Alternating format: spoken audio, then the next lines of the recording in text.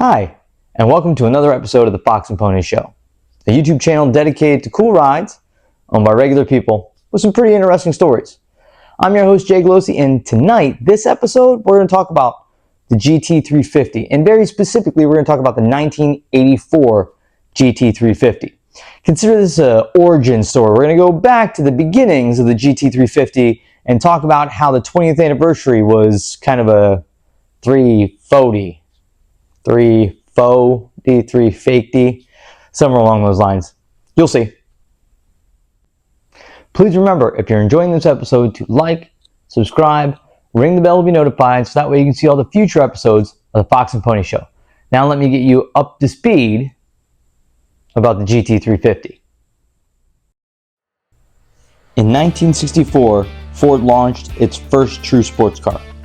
The Ford Mustang was born, and so was the pony car craze. The first generation Mustang would break all the sales records. That's not just my bias talking, that's a fact. Ford's vice president of sales and major pushing force behind the Mustang, Mr. Lee Iacocca, would try and capitalize on the relationship that they had built in building the GT40 with famous car builder and retired racer Ford Shelby. When asked what his impressions of the Mustang were, Ford Shelby retorted, "It's a secretary's car." And that old adage of win on Sunday, sell on Monday would end up proving to be true once Ford Shelby put his Midas touch on that Shelby Mustang, turning what he called a donkey into a thoroughbred, something he said he couldn't do. I guess he likes a challenge, huh? This would be the donkey he was talking about, and this would be the thoroughbred that he created out of it. The GT350 is an icon of icons. It is an incredible car with an incredible lineage built by an incredible builder.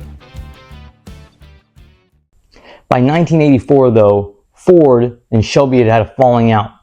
Carroll was at Dodge, and Ford needed a nameplate.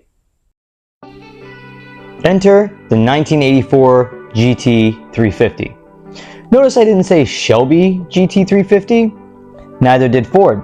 Since Shelby was at Dodge, they couldn't use the emblems or the nameplates. So what they did was they used the banner and the badge of the GT350, which Shelby had made so iconic, and they put it on the Fox body Mustang. When Shelby found out about the GT350 name badge being used on the Fox body Mustang, he blew a head gasket. He ended up taking Ford to court, suing them, getting them to stop producing it as the GT350. And what was Ford Shelby doing while at Dodge from, I don't know, say 1983 to 1987, you may ask? Well, that's a wonderful question.